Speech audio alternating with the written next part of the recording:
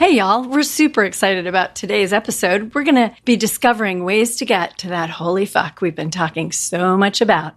Join us. Welcome to Holy Fuck. Holy Fuck. Holy Fuck. Two gals on the prowl for enlightenment, sex, and all things holy. Holy Fuck. Each week, beauty alchemist and transformational coach and speaker, Katherine McClelland, and spiritual healer and life coach, Krista Kim, discuss navigating spiritual consciousness in a real human body. Stumbling through dating, relationships, and everyday life, all while maintaining a fucking sense of humor.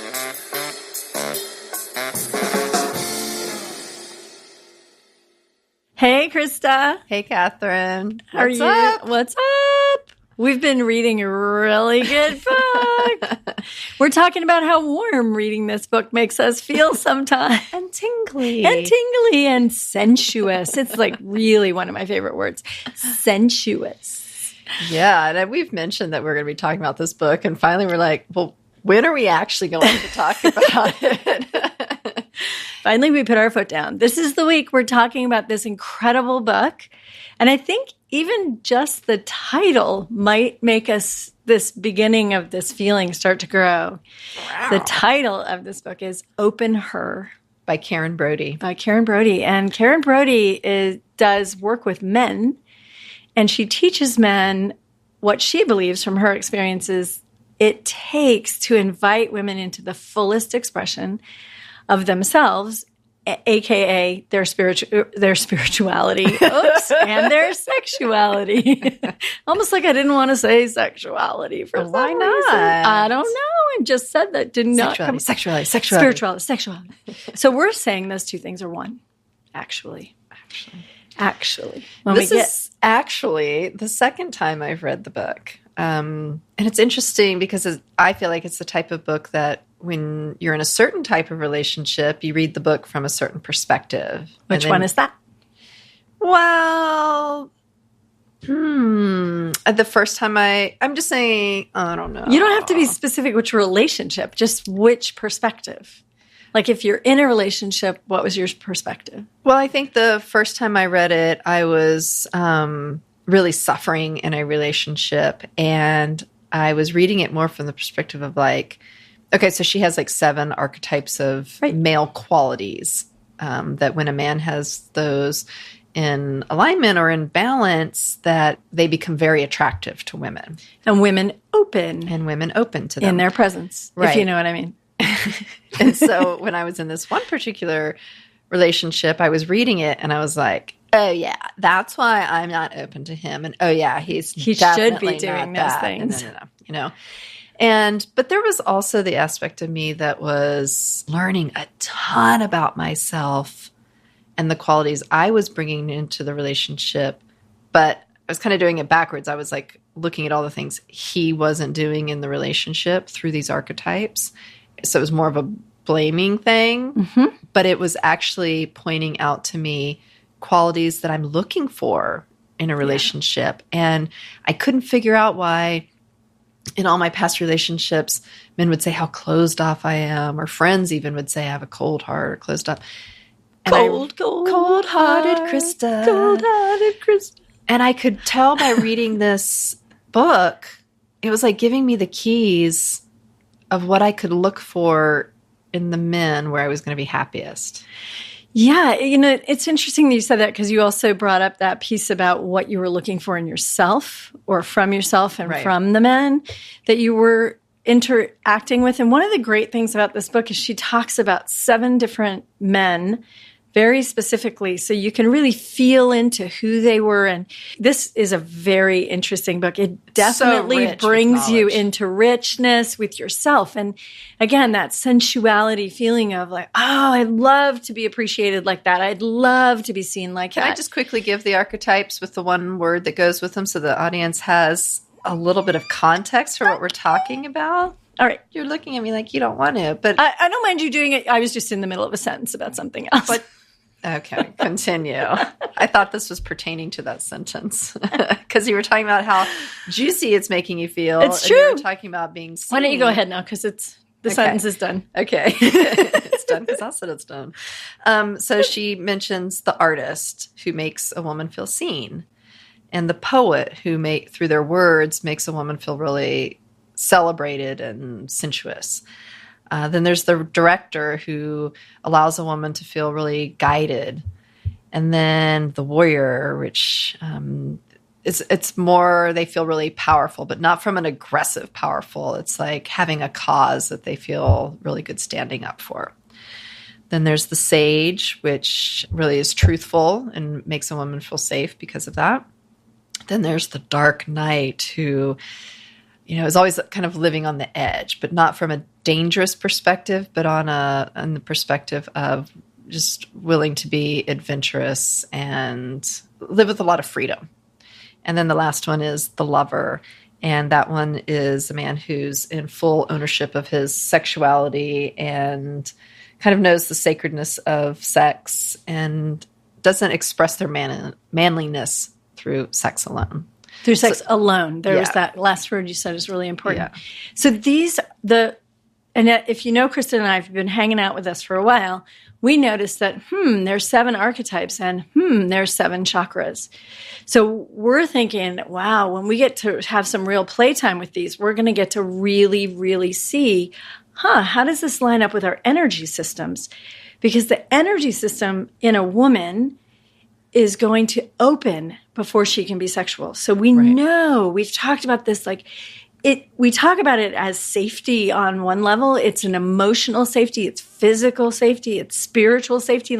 You can just open all the way. And this person is really trustworthy on some level because they're expressing the fullness of the masculine in integrity, meaning in alignment with who they are. Mm-hmm. So in each place where there's a place to make a choice, both the man and the woman are being guided to step fully into who they are. And what I love about where she starts in this book is you could read it like, if guys do this, then women will do that. And you could certainly choose to use it as a sort of manipulation tool if you were a guy. Like, hey, I'm gonna get one because I'm gonna tell her these words. All the words and all the ways in which to make her feel seen. Even if I don't truly see her, I'll make her feel that way just so I can get in her pants. Right. It's like calculating, manipulating. Right. It's all the things that the ego does to get a result that actually then takes away from the other person. It actually steals something because it's not honest. Right. Honesty gives to each other. When we're lying or manipulating, we take from each other.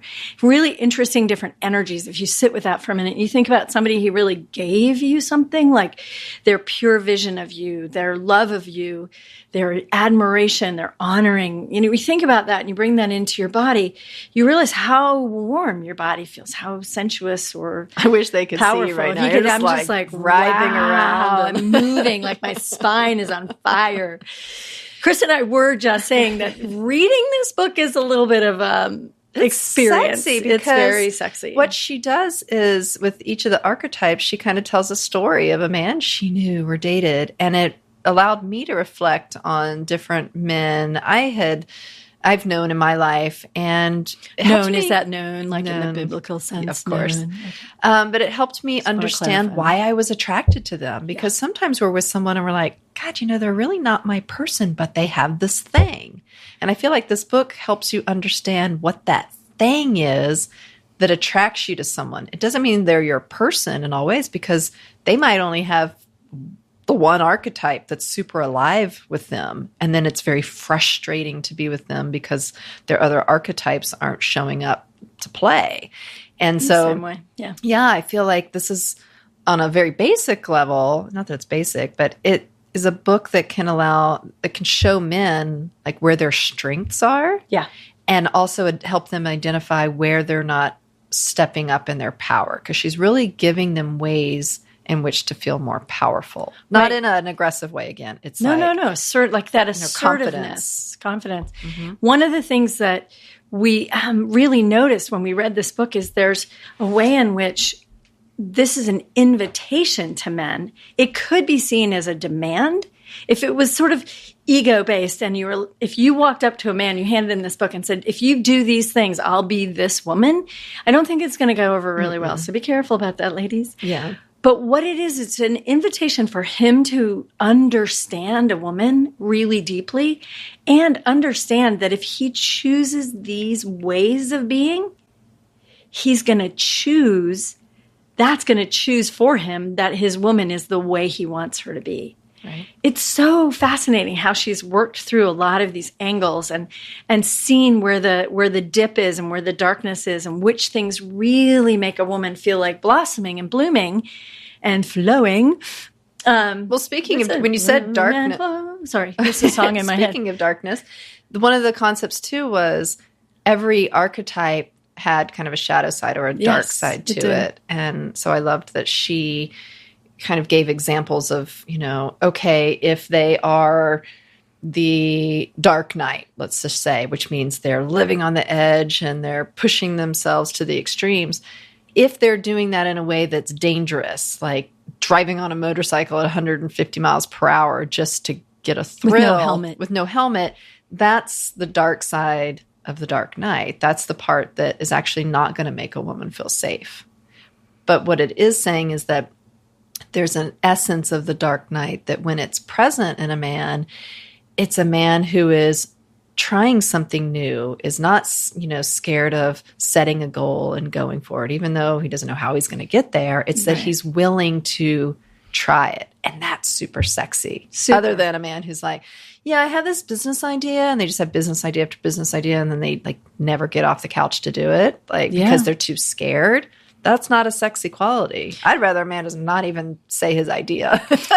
Well, I think the thing is what you're doing is you're building trust. And again, we go back to the safety piece is if a man says to his partner, I have an idea and I want to invest in this idea, and then he shows up and you watch him investing in it, it's like he's keeping his word to himself and to you. Right. When he says, I have an idea, and no investment gets made, then you begin to not feel safe around, can I trust him to have an idea that he's actually going to follow through? Then what's going to happen to me? Is he going to follow through? Am I just an idea that he doesn't follow through with? Exactly. Am I also, and you start to see the edges of commitment stuff about, am I going to commit? And Krista and I, as you know, we've admitted in the past completely, might have had one or two commitment issues.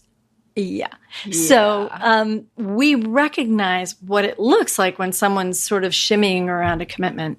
And it isn't purposeful and it's not against anybody. But what this book does is suggest if you really you love this woman, you really want to get the best from her, then lean in. Find out, maybe I could try on this behavior. Maybe, one of the strategies is full appreciation. Right? Of the woman, like picking something about her. She gives the men steps. Like if you're reading this archetype of the artist and you're going, I don't do any of that. She's like, try these 5 things. Right. See if one of them allows your woman to show up differently for you. And they're like really simple things. Sometimes it's just certain words of appreciation and to see how the woman reacts. One of the things I thought was really interesting that was in the, I don't know which chapter because it was about beauty, was that women need to be appreciated for their specific beauty. And I thought that was tremendous, like for her specific, unique way that you see she's beautiful. Not just because you love big asses and she's got a big ass or she's got great tits or she's got, eyes that send you. It's like, but what is it about her versus any other big-assed woman or any other big woman? Like, what is it about her that says, wow, And can they articulate that so that you feel safe that they actually do see you as unique and not just another piece of ass? Right. So right. Because one of the things she said is if your woman says to you, or if you say to your woman, you're so beautiful, and your woman goes, well, what do you mean? Or how? And then you choke and you don't have anything more specific to say, then it comes across as you were just saying something ingenuine to just get what you want. Yeah. As opposed to what you're saying is being like, if you're going to say to your woman that she's beautiful, you better know specifically what it is about her that makes her unique to you. Right. And this is what's so interesting about this book to me, because why would anybody know that? I don't even know that I need a man to see my unique beauty. Right. I don't even understand that that's a now. thing. But now I do. I'm like, what is it? Now I'm going to be asking. I'm going to be asking, what is it beautiful about me? because I see the effect it has on me. But if it hadn't been for her pointing it out. So now that a man can make a choice to say, oh, so if I say you're beautiful and I'm not specific, I can see that it feels amorphous and maybe disingenuous. But if I really tell her, like, there's just something about the way you smile that always catches my heart, something like that. It doesn't have to be like the thing she thinks she's beautiful for. She wants to know what you think she wants to be for. the one. I think somewhere in the book it says that. And when you know the specific qualities and can express it to her that make her feel like the one, then she melts. Like if you use terms of endearment toward her and then she hears you use the same term of endearment toward, I don't know, another friend, then all of a sudden... your mother. Do not do the mother. Yeah, exactly. Then you're just like, oh, I thought he was using that for me. And then I realized he's saying it to everybody. It deflates. The one I think of when I think of that is, hey, babe. A lot of people use hey, babe for their partners, right? Or, hey, babe, I think I'm going to stop and da-da-da on the way home, whatever. And then it slips into their language and they call some of her friends or maybe their sister or somebody else that word. And that's the kind of thing that can really shake a woman up to feel very sensitive about whether or not she's special and whether or not she's really cared for by this man. I have to say, Bachelor number 2 that was discussed a couple of weeks ago, he had a term of endearment for me that whenever every text had it in there and he would use it when speaking to me. And it always made me melt every time he used it. Loved it. And it was? Well, if I say it. You say, hey, pussy. No. Meow, meow, meow. It was much sweeter than that. Was it? Yeah, it was. You don't want to reveal it? I'm just like, I'm sitting here going like, oh, is that it might be too intimate of a detail that maybe he wouldn't want me sharing. I don't know. How would anybody know? I don't know. Bachelor number 2 does not have a name. I know. Bachelor number 2. No, I'm not. I'm going to keep that one to myself. Okay, that's actually super sweet. Okay.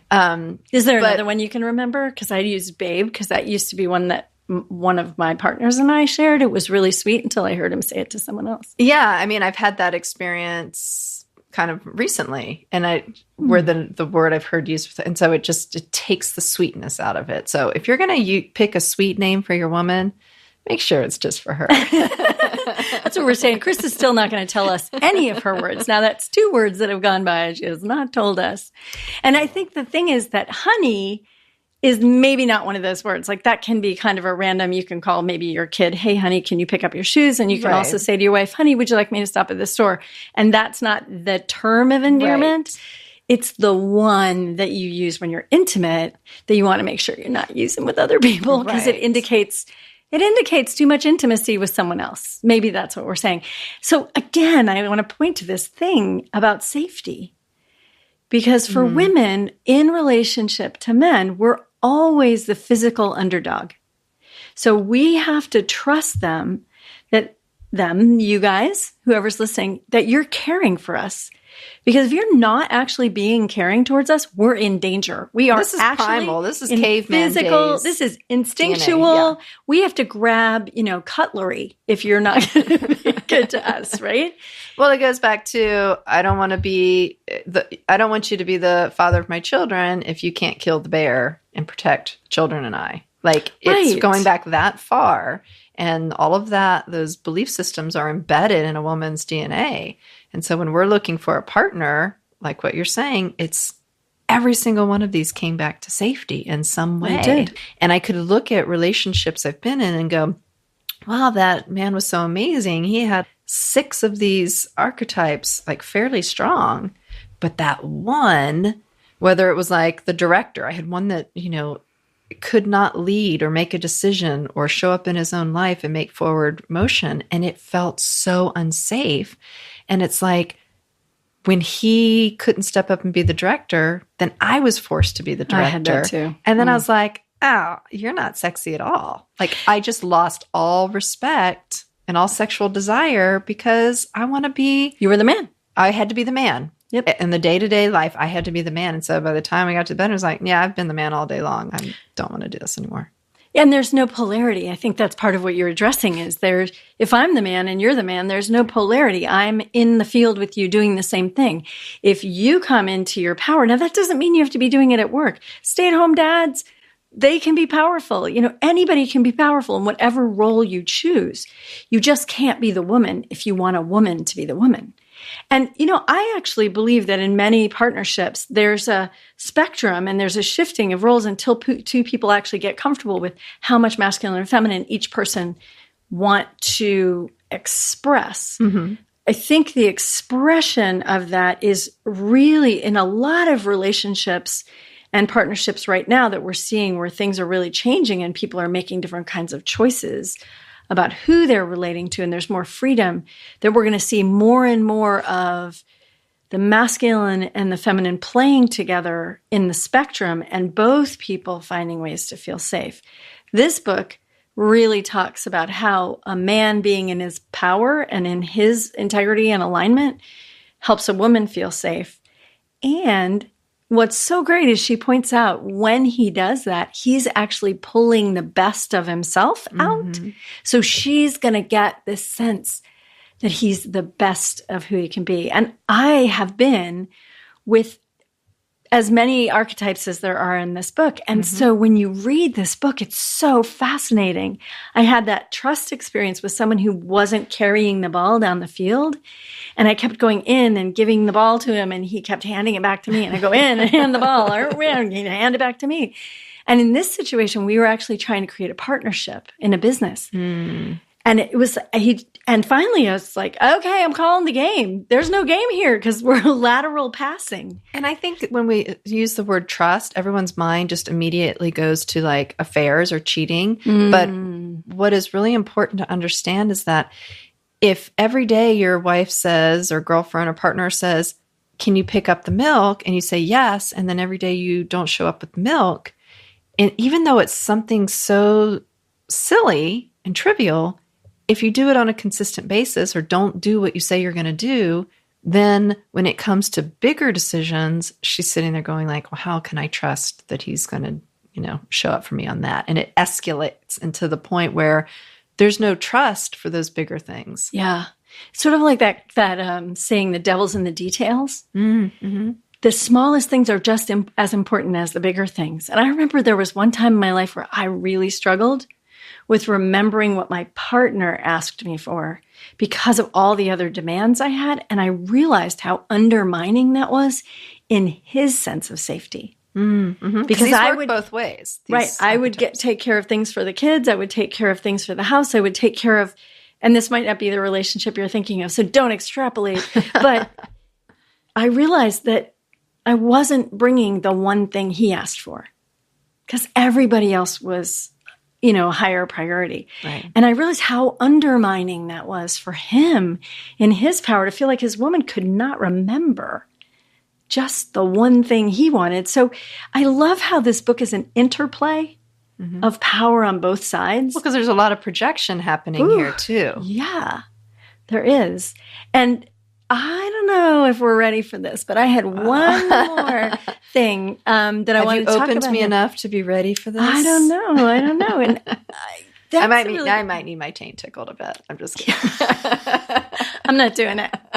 I know this book did definitely open us in an interesting way, and it really gave us a lot of warmth and sensuality. It is really good to feel understood and to take in, when you read this book, things you don't even know about yourself as a woman.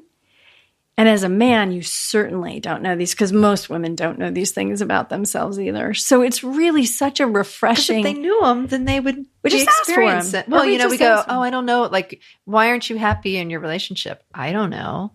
I think this book gives some really great guidelines to find why you're not happy in the relationship. Because I would say in that one relationship I was referencing where it was really challenging, I didn't exactly know why I wasn't happy. I couldn't figure it out. And when I read this book, I was like, oh, because I'm not feeling safe because of this, this, and this. Yeah. And I didn't realize that safety was the underlying issue. I thought it was the surface saying, oh, he doesn't do this and he doesn't do that. But I didn't realize it's I don't feel safe. And so then when he's asking for sex all the time, I'm like, oh, my body was closed up so tight. I was battened down. And he's like, I don't understand why you don't want to have sex. I was like, because I don't trust you. I don't feel safe. And not like physical abuse safe. We're not talking that. We're just talking about my heart doesn't feel safe to open right now. I don't really feel like you're fully seeing me and fully here. And it is complex. And that's why we're saying this is an amazing book. Like, if men really want to be into this conversation, this is a great book to get started. And I would say that if you really want to have an impact on your partnership or your relationship, you bring both people into this conversation together, for sure. and read it together and talk about it, because it may not be the same for everyone.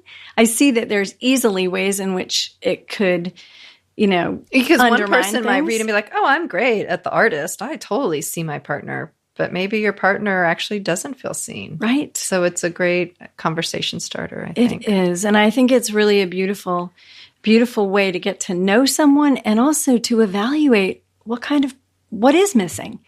And if it's fixable. And maybe it's not. Maybe this person is really living on the edge and wants to ride motorcycles at 100 miles an hour or 150 miles an hour with no helmet.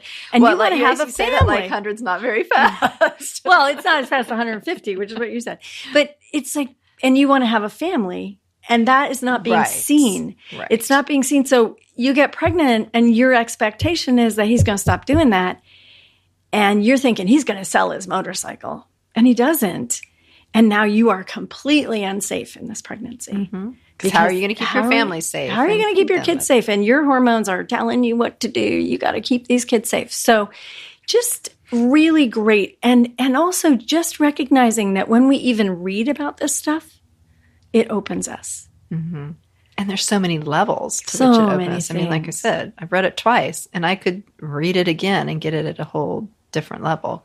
Yeah, and one thing I was talking about, Krista, about when I read this book again this time is, at this current moment in my life, I'm single. And when I was reading it, I was thinking to myself, this is so great. I can't wait to have this with me when I have a new partnership and blah, blah, blah. And then it really struck me that one of the best ways for me to be with myself right now, and I really want to invite the women and men to develop ourselves by ourselves, sort of emotionally masturbating yourself, right? I'm all about that. Okay. What'd you spend your day doing? Emotionally masturbating myself. Can we coin that term? Okay, I wasn't actually saying that when I started, but thank goodness. Oh, that came from somewhere.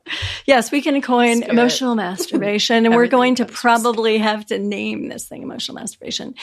So anyway, what I was getting to is, it occurred to me that if the masculine inside me and the feminine inside me can begin to relate together in this way, what a juicy experience. It's sensual, it's warm, it's inviting. It feels like, rubbing pate all over yourself. Or maybe warm fudgy sauce with whipped cream. I don't know, but it feels a nice warmth that comes up from within. When you do this, you develop this really sweet loving inside yourself with a masculine and a feminine that know how to communicate, that know what they want, that know what both people feel supported. There's no demand here. It's all invitation. Would you like me to be this way? If you would like me to be this way, you might want to be this way. So how could I learn to find what uniquely is beautiful about myself and tell myself that? What I realized the next thing that's going to happen is when a man comes in, and for you, it's anyone, but for me, the preference is a man, I'll be able to recognize him. If I'm already treating myself really well, I'll recognize someone else who's treating me in the way that makes me feel safe to open. Right. We're not going to have a lot of miscommunication about it. Well, then you don't spend a year dating someone that is not in alignment with you either. Right. I mean, I feel like from reading this book, I've been able to identify much quicker whether somebody's my person or not. And I've been able to have those, conversations at the beginning of relationships of like, this is what I'm looking for in this relationship, and kind of setting the boundaries. Really nice. Probably knowing that person didn't have all 7 archetypes, but at that time I wasn't looking for that. Right. So it was okay with me. And then once I decided, oh no, now I really am looking for the one, then it's like getting really clear on Where is this person's strengths? Where are their weaknesses? Are they weaknesses I can live with, or is that a deal breaker for me? And then the important part is how the projection part of it, of like, where is my healing in it? Yeah, absolutely. So much. I mean, right before we started podcasting, we were talking about the archetype of the lover. And I was saying, oh, yeah, as I was reading this book this time, I was really reading it through the lens of Golden Eyes. And, I saw this archetype in him and this one, this one, this one. And then when I got to the very last chapter, which was the lover, I realized, oh, that's where all of our material came from. And I was saying, he needed to heal that and he needed to heal that. And you looked at me and were like, and you? And I was like, oh, yeah, I needed to heal that too. So that was a good reflection back to me of, I don't want women reading this book going like, see, honey, you need to fix all this stuff about you. It's the ebb and flow. It's working with both people. Yeah, it's really respectful. It's not demanding. It's really, if you would like me to be the best sensuous sexual partner, the one that's most related, most present, most here for you, you might want to try some of these things that really resonate with me. Right. And then you might also discover, don't bother with this because I don't feel this at all. So, don't give it to me. I don't care. When people say, like, I had this one man who was like, oh, I want you to be your best version of yourself with me. And I kept going like, how can I do that? Because I don't feel that way. I literally don't feel that way with you. Right. And I couldn't figure out why. And it's like, oh, because of these.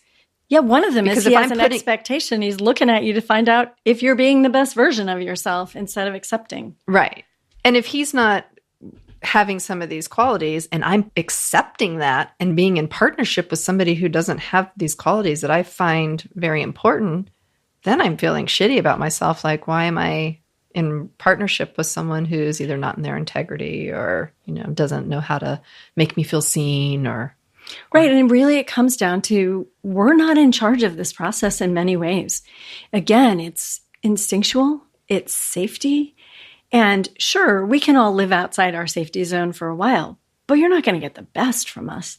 If I walk in the front door of my house and I'm anticipating disapproval for how I look or what I'm saying or what I bought or anything, if I'm anticipating, I'm not open to you. Right. Or if I walk in feeling great, has anybody had this happen? And you receive disapproval, you're thinking, oh, I'm only 10 minutes late. It's not a big deal because we said we're going to have dinner. So 10 minutes, what's the big deal? And the person is like furious. I'm kind of like that. If you tell me you're going to be somewhere at a certain time and you don't show up, to me it says you don't value me enough to be on time or to at least call me and, let me know. Yeah. So you can see how that would get in the way of being open. Ooh, I have another realization that I had while reading it. Okay. It's that if I'm in partnership with someone and they were really not embodying one of these qualities, I noticed that my next relationship, that person would be very strong and the archetype that the previous person didn't have. But then the new relationship would not have the other. So I could look back over like my 25 years of dating and be like, I could see how I would swing from one spectrum to the other, filling the next relationship with the one thing I was missing from the previous one. Yeah. So and such a great awareness because then I'm like, what's going to happen next in my life?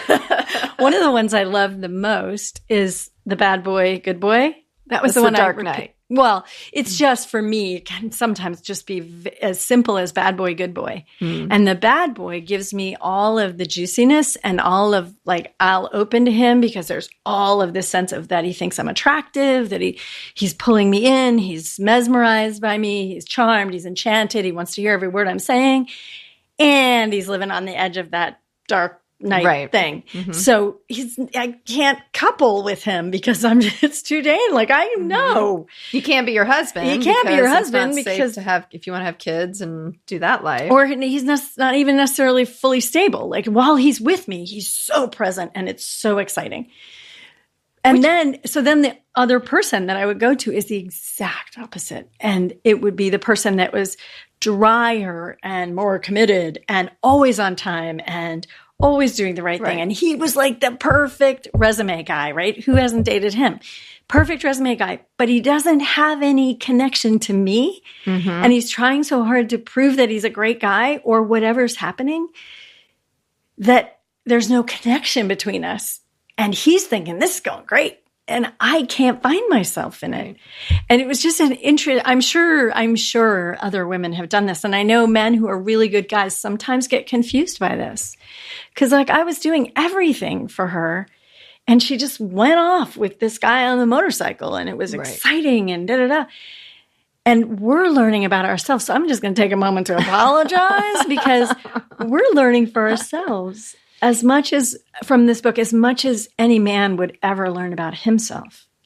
And I'm looking all of a sudden at the perspective of committed monogamous relationships and thinking like how often maybe we are attracted to someone, for instance, with like the Dark Knight, the living on the edge and everything. But once we decide to go into partnership and be monogamous or get married, it's all of a sudden no longer okay for that person to have that quality. So it just like gets pulled out of them, slowly. And then I think that's where some of these long-term relationships they fall flat because somebody had to give up this part of themselves that initially was okay for them to be. And maybe it's the part of the lover. Maybe someone's the ultimate lover and all of a sudden they get into a relationship and feels like, they have to like let go of their string of women and they feel like they've lost their freedom or I don't know. I just think it's an interesting concept to start playing around with of like which ones of these we feel like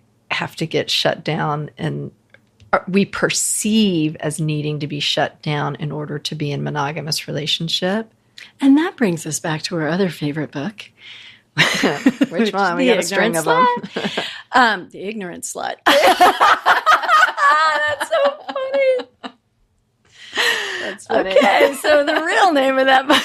So I did have a group of friends and I who had this thing that we did where we called ourselves the Ignorant Sluts. So that's where that came from, to be totally honest.